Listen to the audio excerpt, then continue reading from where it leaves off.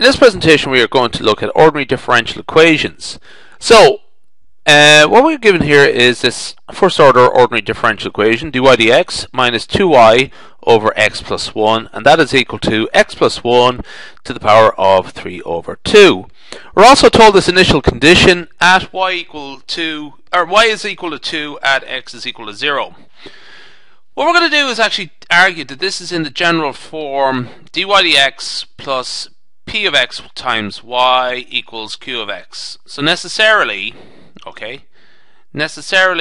minus 2x plus 2 over x plus 1, minus 2 over x plus 1, and don't forget that minus sign, is equal to p of x.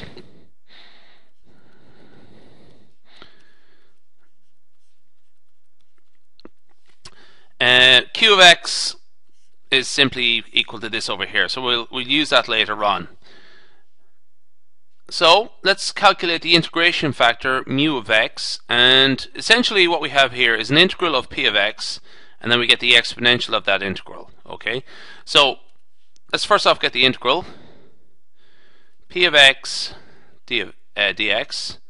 That is equal to, let's see, now what was it again? Minus 2 over x plus 1 dx. Okay, let's just say take out the 2, minus 2 over the integral of 1 of x plus 1 d of x, and that is equal to minus 2 times log of x plus 1. Now for the sake of simplicity, what I'm going to do is that I'm going to rewrite that as log of x plus 1 to the power of minus 2. Okay, so that's the integral of p of x.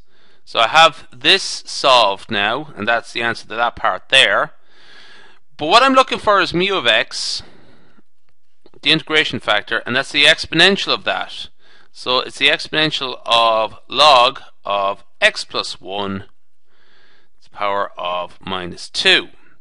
Now, if you recall, e to the power of the natural log of a is simply a. That's just a sort of general mathematical formula. Essentially, e and the exponential and the natural log cancel each other out. So the integrating factor can be written as x plus 1 to the power of minus 2. Great. So we're ready to solve our equation. So here's the general setup here. This is how you would solve the equation. We have y of x times mu of x on this side. And on this side we have mu of x times q of x dx. So we're going to multiply those two terms out, integrate them, and so on. So let's just write this out. Y times, what was it, x plus 1 to the power of minus 2. Okay. On this side we have the integral of x plus 1 to the power of minus 2. Now recall that q of x was x plus 1 to the power of 3 over 2.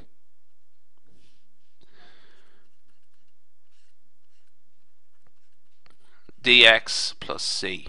Okay. Sorry, just a little quick reminder actually. You don't bother with the plus c in this part. Okay. The coefficient determination, the unknown coefficient, you don't bother with it until the very end.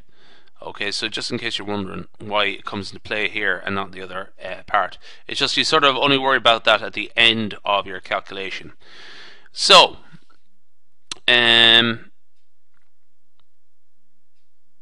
see now, x plus 1 to the power of minus 2 and x plus 1 to the power of 3 over 2.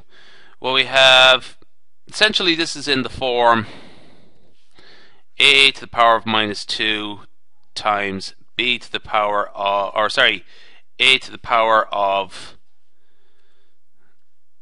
minus 3 over 2, or 3 over 2. Essentially that works out, you just add the powers together, so you got minus 2 plus 3 over 2, so that's a to the power of a half. So x plus 1 to the power of 1/2 d of x plus c. Okay, and that's equal to that side there. So what we just got to do now is integrate that. So that's minus 1/2. x to the plus 1 to the power of minus a half. So we can just treat that as x. You don't have to do any sort of unusual substitutions really. You can just treat x plus 1 as x. So we have x to the power of 1/2 all over 1/2 plus c. Or we can rewrite that as 2 times x to the power of a half plus c. Just to sort of keep it nice and tidy. X plus 1 to the power of half even.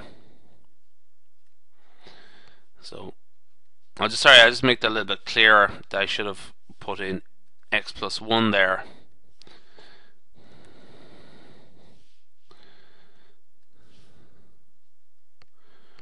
To the power of a half. Okay.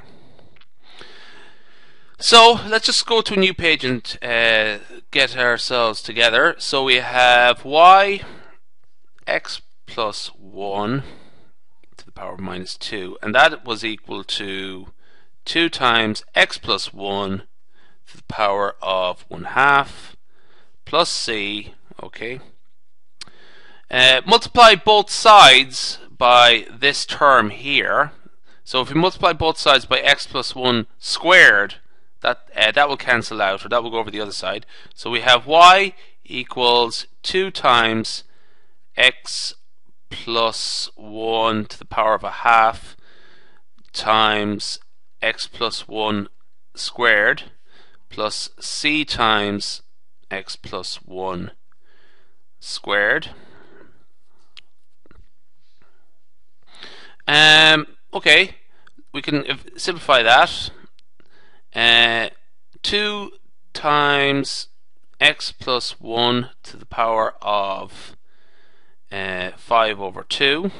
Okay, just as a remark, when I sort of said you don't have to worry about that the coefficient to correlate the unknown coefficient until the end.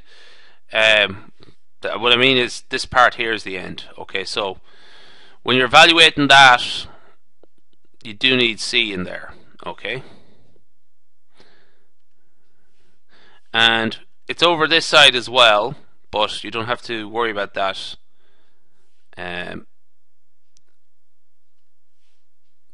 because it's taken care of in one go.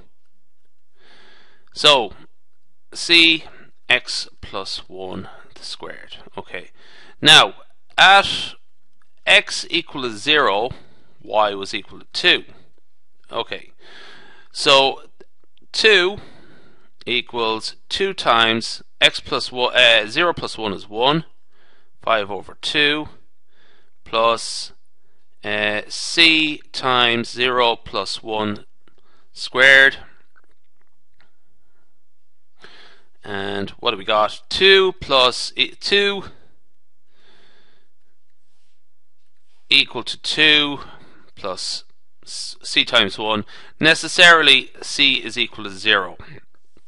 So the full answer is y equals 2 times x plus 1 to the power of 5 over 2. And that ends our presentation.